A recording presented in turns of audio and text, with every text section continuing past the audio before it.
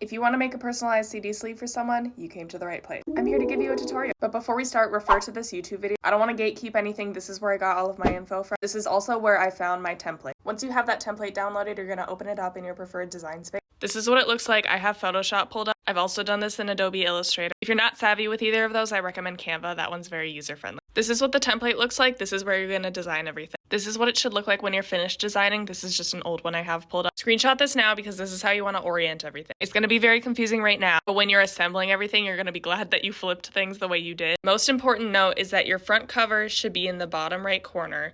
Both of these should be upside down. But just to give you a walkthrough, like I said, this is going to be your front cover. I like to make it their name. You could also make your own, this is an album cover basically. The back side, I always have all of the songs in the playlist. I like to do 10, otherwise any more than that is going to get very small. These can be flipped either way, just make sure that they're upside down. But let me flip it just so you can see it better. Like I've mentioned, I make the playlist on Spotify. I don't actually burn the CD because people don't really listen to CDs anymore. If they do, you can totally burn the CD. But because I made Spotify playlist, I have a Spotify code right here to link to the playlist. And then on this side, I have a QR code. So when you scan the code, it brings you to a Google Doc. This is totally an extra step. You don't have to do this. I just really like to be extra. So I have a separate Google Doc. That's what the QR code links to. Google Doc has the whole list of songs. Underneath each song is a little paragraph that says why I put the song on the playlist, like what makes that song important. Also note there's a little spine right here. As you can see, I like to put to and from and then the year. You can also, if you want to name your album, you could put the name of it right here instead of this. And lastly, you have these little tabs on the side. These aren't that important, so don't stress over them, but these tabs are going to fold inward and that's what helps you glue the whole thing together. You're not really going to see them, but I like to sometimes make them a fun color or match them to the rest of the CD sleeve because you might see them just a little tiny bit, but they're not really that important. Now you're going to print the whole thing. Mine's not going to look that great because I'm printing it at home. I recommend getting it printed unless you have a very nice printer, just to preserve the quality of the design. Also, get it printed on cardstock or some thicker paper if you can. I printed it and cut it out. It should look something like this. Cut out all that negative space, leave the tabs though. You're going to want to fold the tabs in,